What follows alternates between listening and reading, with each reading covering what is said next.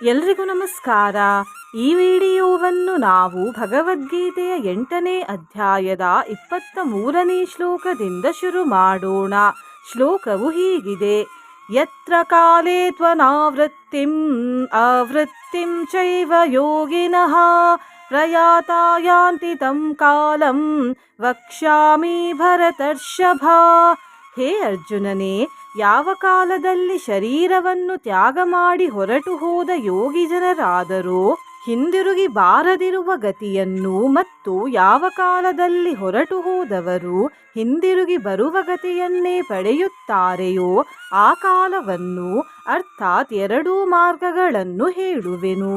ಅಗ್ನಿರ್ಜ್ಯೋತಿರಹಃ ಶುಕ್ಲಃ ಷಣ್ಮಾಸಾ ಉತ್ತರಾಯಣಂ ತತ್ರ ಪ್ರಯಾತಾ ಗಚ್ಚಂತಿ ಬ್ರಹ್ಮವಿದೋ ಜನಾಃ.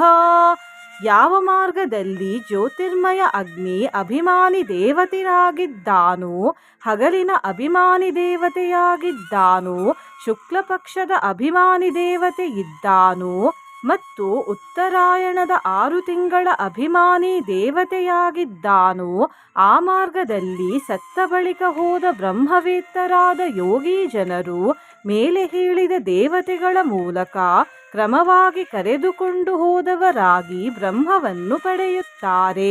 ಧೂಮೋ ರಾತ್ರಿಸ್ತಥಾ ಕೃಷ್ಣಃ ಷಣ್ಮಾಸಾ ದಕ್ಷಿಣಾಯನಂ ತತ್ರ ಚಾಂದ್ರಮಸಂ ಜ್ಯೋತಿಃ ಯೋಗಿ ಪ್ರಾಪ್ಯ ನಿವರ್ತತೆ. ಯಾವ ಮಾರ್ಗದಲ್ಲಿ ಧೂಮಾಭಿಮಾನಿ ದೇವತೆಯಾಗಿದೆಯೋ, ರಾತ್ರಿಯ ಅಭಿಮಾನಿ ದೇವತೆಯಾಗಿದೆಯೋ ಹಾಗೂ ಕೃಷ್ಣ ಪಕ್ಷದ ಅಭಿಮಾನಿ ದೇವತೆಯಾಗಿದೆಯೋ, ದಕ್ಷಿಣಾಯನದ 6 ತಿಂಗಳ ಅಭಿಮಾನಿ ದೇವತೆಯಾಗಿದೆಯೋ, ಆ ಮಾರ್ಗದಲ್ಲಿ ಸತ್ತು ಪ್ರಯಾಣ ಬೆಳೆಸಿದ ಸಕಾಮ ಕರ್ಮ ಮಾಡಿದ ಯೋಗಿಯು ಮೇಲೆ ತಿಳಿಸಿದ ದೇವತೆಗಳ ಮೂಲಕ ಕ್ರಮವಾಗಿ ಕರೆದುಕೊಂಡು ಹೋದವರಾಗಿ ಚಂದ್ರನ ಜ್ಯೋತಿಯನ್ನು ಪಡೆದುಕೊಂಡು ಸ್ವರ್ಗದಲ್ಲಿ ತಮ್ಮ ಶುಭ ಕರ್ಮಗಳ ಫಲವನ್ನು ಭೋಗಿಸಿ ಹಿಂದಿರುಗುತ್ತಾರೆ. ಶುಕ್ಲ ಕೃಷ್ಣೇ ಗತಿ ಹ್ಯೇತೆ ಜಗತಃ ಶಾಶ್ವತೆ ಮತೆ ಏಕಯಾ ಯಾತ್ಯನಾವೃತ್ತಿಂ ಅನ್ಯಯಾ ವರ್ತತೆ ಪುನಃ. ಏಕೆಂದರೆ ಜಗತ್ತಿನ ಈ 2 ಪ್ರಕಾರದ ಶುಕ್ಲ ಮತ್ತು ಕೃಷ್ಣ, ಅರ್ಥಾತ್ ದೇವಯಾನ ಮತ್ತು ಪಿತೃಯಾನ ಮಾರ್ಗಗಳು ಸನಾತನವಾದುವು ಎಂದು ತಿಳಿಯಲಾಗಿದೆ.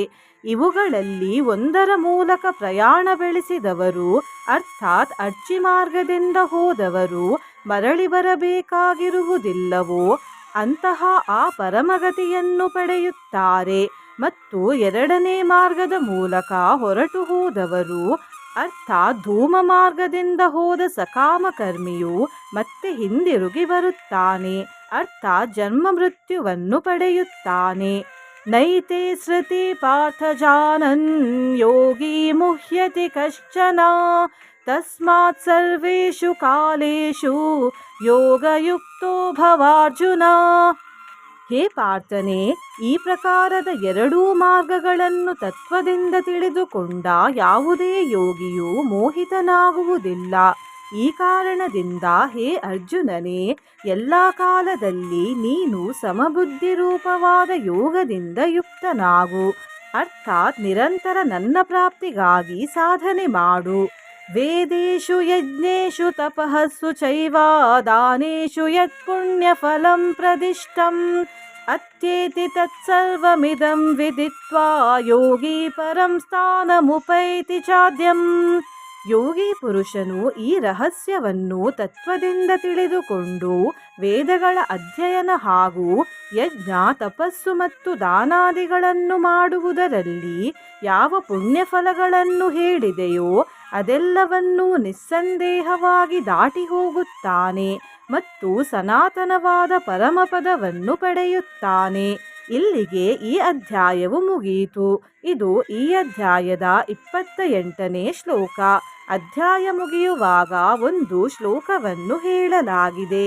ಆ ಶ್ಲೋಕವು ಹೀಗಿದೆ: ಓಂ ತತ್ಸದಿತಿ ಶ್ರೀಮದ್ಭಗವದ್ಗೀತಾಸು ಉಪನಿಷತ್ಸು ಬ್ರಹ್ಮವಿದ್ಯಾಯಾಂ योगशास्त्रे श्रीकृष्णार्जुनसंवादे अक्षरब्रह्मयोगो नाम 8मो अध्यायः।